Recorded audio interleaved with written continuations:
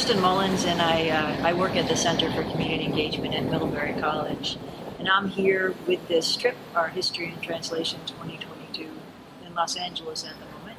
I'm here as a co-facilitator and have been a part of the design and implementation, and have had the real privilege and good fortune to be able to be with all of us together in this learning and experience journey of the past 10 days.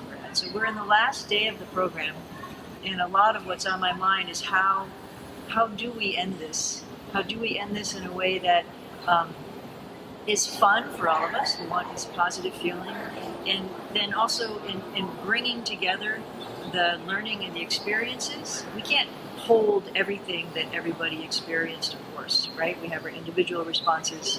We're creating this website that will live on and hopefully be of benefit and have meaning for folks beyond those of us here. And then what is the larger meaning as we move forward, and how we live in community and communities, and the importance of acknowledging when there is injustice and moving beyond without pretending this didn't happen. Like, this is a part of our story, and it's important that we hold that as we move forward. So I'm thinking a lot about that. Could you reflect on what you think have been the most powerful moments of bringing the students together from Japan and the U.S. here in LA? Sure. So two things come to mind when I think about how we've come together as a group from really different backgrounds and experiences, so the students from Japan and the students from Middlebury. One is about fun moments when Kenzo and Colin had the brilliance to go and buy a Frisbee.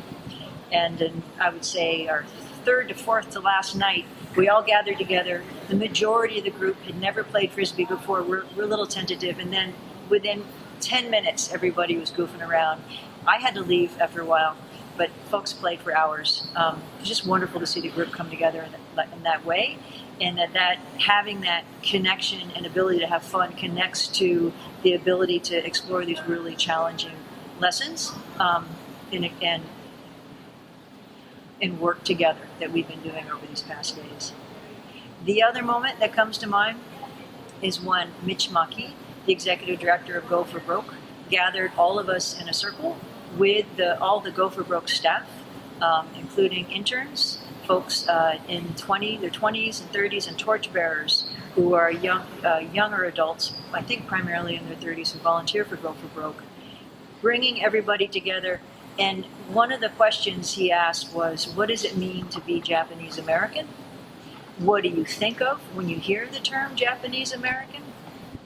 And I think it was very powerful to be in a space where people were dared and were brought forth their different perspectives on this, many that did not align with other perspectives that were brought into that same circle, and people being with that and leaning in and listening to that and taking away the various conclusions that they had. I thought that was extremely powerful, and I felt very lucky and fortunate to be